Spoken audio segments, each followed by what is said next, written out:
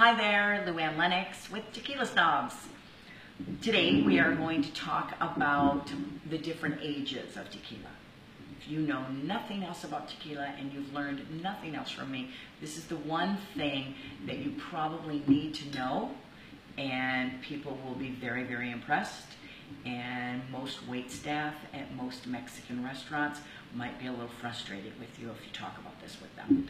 But this is kind of 101 basic tequila that you really should know. We're going to talk about the aging of tequila.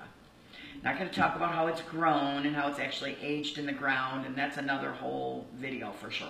But this is something I really want to, this is all I'm going to cover is actually how it's aged.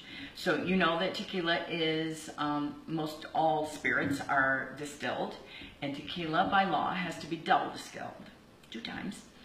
Some of the higher end tequilas are triple distilled, and that's better just because 3 is better than 2. So it's better quality, it's been distilled 3 times.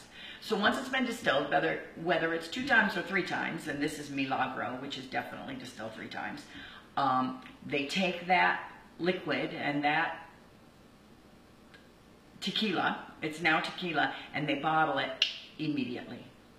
As it gets bottled immediately, this is what it looks like. It's very clear.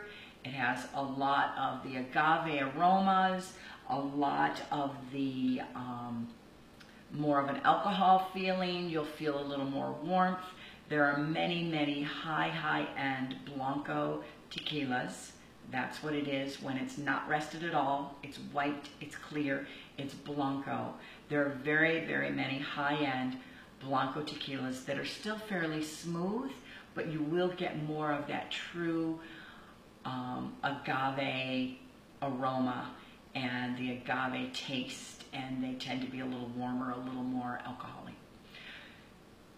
They take that exact same tequila and allow it to sit in a barrel for a while. What's a while? Remember, the Blanco is immediately bottled, goes into a stainless steel holding tank, so nothing changes and no flavors are imparted into it, or it goes into a tank to be rested or a barrel to be rested. Often those barrels are Jack Daniel's barrels. Why Jack Daniel's? Because Jack Daniel's and most whiskey has to be used with a brand new barrel, and they can only use the barrel once. So the truth is, there's a whole bunch of Jack Daniel and whiskey barrels hanging out. So what better thing to do than to allow another spirit to use the barrel and rest in it. So reposado means rested. This tequila is rested anywhere from 2 months up to 2 years. Not too long, usually 2 months to 1 year, up to 12 months. But so long as it's rested for at least 2 months, it can be called rested, it can be called a reposado. And you can see the difference in color here, where this one of course hasn't been rested, and then the reposado, the Blanco, and the reposado has been rested a little bit. So of course it starts to take on the colors and above all the flavors of the container that it was rested in. So you'll taste and smell a little more of the wood, a little richer feeling, a little smoother, usually a little oilier. It'll take on some of the caramels and the vanillas that were in the barrel originally. Now before I talk about the oldest one, the Añejo, I'm going to bear off a little bit and talk about an Osombroso. This particular one, remember I talked about resting in Jack Daniel barrels or a whiskey barrel. This particular one, Osombroso, is rested in a Bordeaux barrel. And because it's rested in a Bordeaux barrel, you can kind of see, hopefully you can see, that it is kind of takes on this beautiful sort of pinky, sort of rosé color because it was rested in a Bordeaux barrel. So where it's rested, of course, it will impart and take on that color. So let me go back to the Milagro. So we've got the Blanco, no rested at all, Reposado, which is rested, and then if it's rested even longer than 12 months, it's then aged, which is called Añejo. And I know the bottle's smaller, beautiful bottles, aren't they?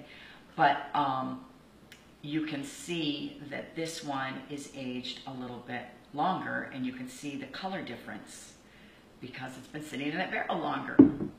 Sitting in the barrel is, and so anywhere again from 12 months up to 2 years, usually 3 years, not too long. And in my next video, I'm going to talk about why they don't age it too long, and why you can still be a tequila snob when somebody gives you a hard time because their scotch was aged 16 years and your top of the line tequila was only aged 4 or 5 years.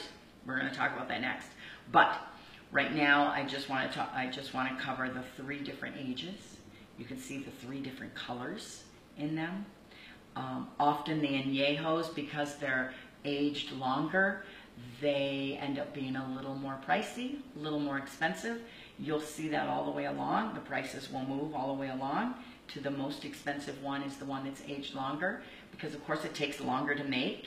And with the barrel being aging and sitting for a while, a lot of it goes off into the air and evaporates off. So they end up with a little bit less. That's called the angel share, by the way. That little bit that goes off into the air is the angel share. And because there's less now actual liquid and it took longer to make, oftentimes the añejos are more expensive. But to me, they're crazy well worth it because they've been sitting in that barrel a little longer. They've taken on the flavors of that barrel. You'll notice more vanilla, more caramel, more butterscotch, and more of that warm wood flavor and wood taste. So that is the difference. That is pretty much Tequila 101.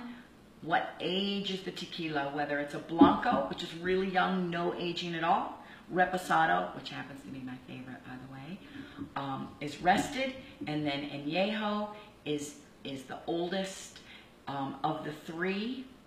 Now, indeed, there are some that go on a couple more steps that are even older and sit in that barrel longer. Those are often called ultra or extra añejos, and those again will be another step and also cost a couple more dollars. So those are the 3. That tells you all about tequila and the different ages. You are suddenly a snob just because you know these 3 things. You can talk to people about the 3. Someday, set up a flight of all 3. It's your favorite Mexican restaurant. Set up a flight of all 3 and taste all of them. You'll notice the same subtleties in flavor all the way along, but as you go from Blanco to Reposado to Añejo, they will get stronger in those flavors that you love, and then you'll be able to make a decision as to where your favorite is and where you really like to stop. Truly, I like to stop at a Reposado. This is too oaky and too much like whiskey for me. These are usually my favorites. But of course, I am kind of a tequila snob, so I don't even mind the ones that taste really like agave because I love the agave spirit. Have a beautiful day, and salud.